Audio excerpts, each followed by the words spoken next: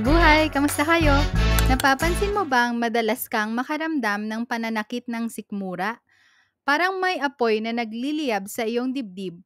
O kaya naman ay bigla ang pagtaas ng asim sa iyong lalamunan na parang may gustong kumawala. Huwag mong baliwalain ang mga sintomas na yan.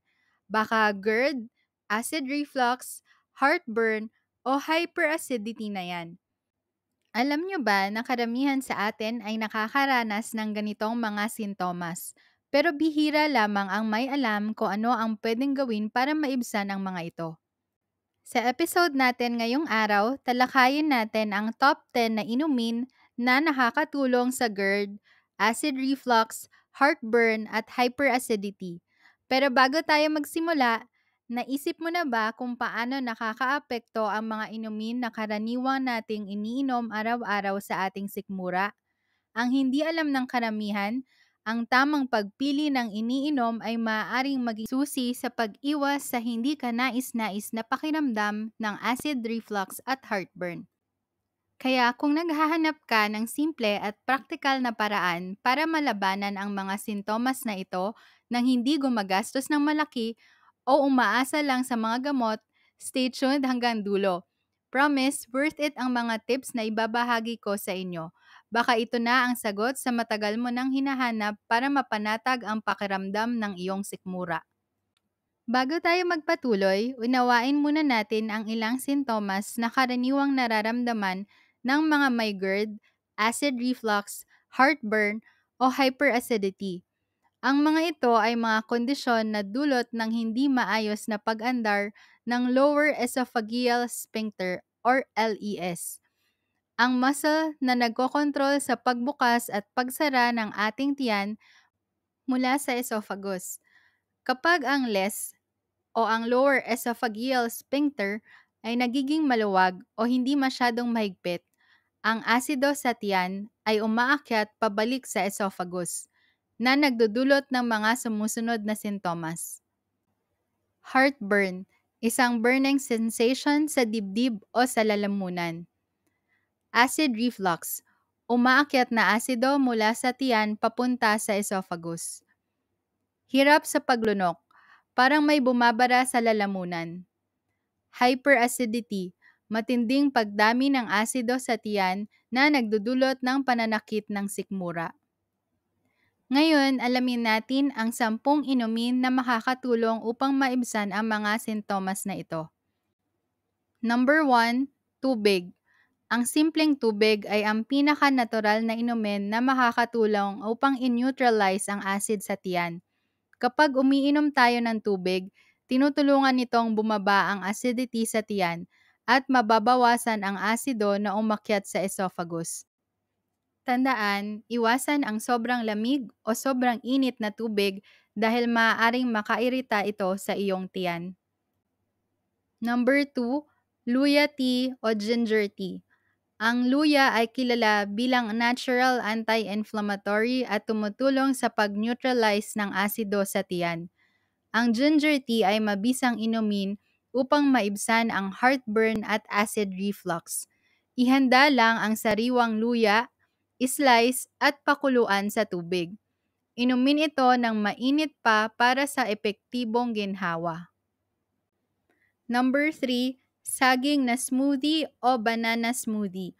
Ang saging ay natural na alkaline na nakakatulong upang mabalanse ang acid sa tiyan.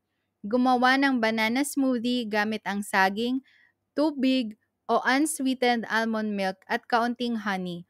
Ang smoothie na ito ay hindi lang pampatanggal ng gutom, kundi makakatulong din sa pagpapakalma ng iyong tiyan. Number 4, maligamgam na tubig na may honey.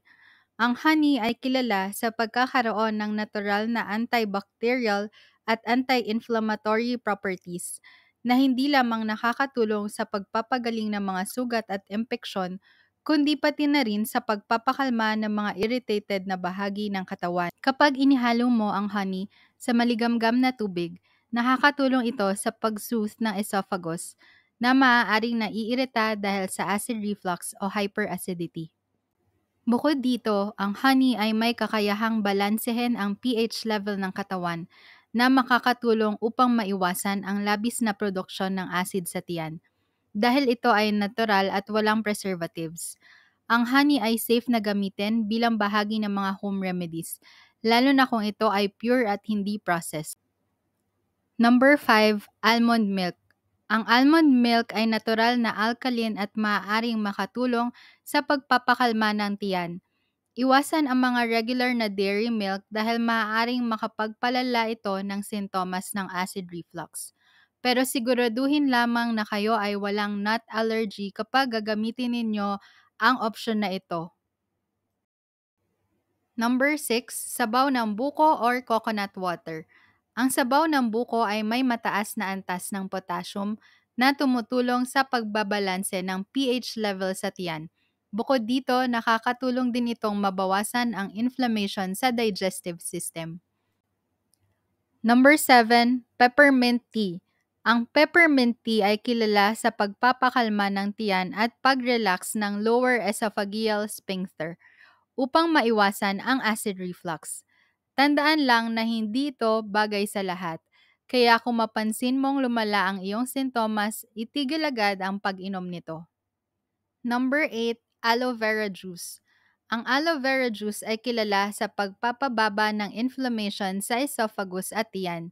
Siguraduhin 100% pure aloe vera juice ang iinumin para sa mas mabisang ginhawa.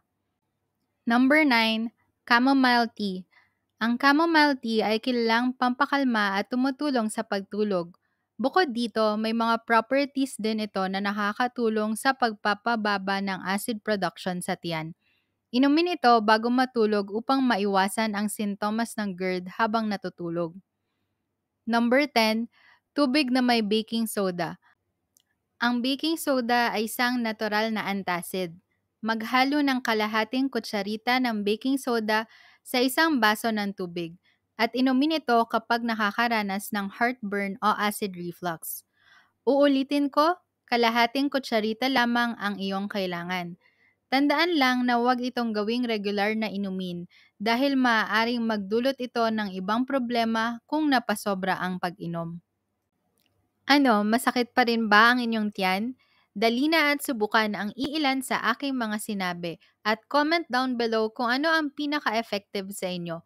Bagamat ang mga ito ay mga epektibong home remedies, laging tandaan na ang mga sintomas na hindi nawawala ay nangangailangan ng seryosong atensyon mula sa doktor. Hanggang sa susunod nating kwentuhan. Bye-bye!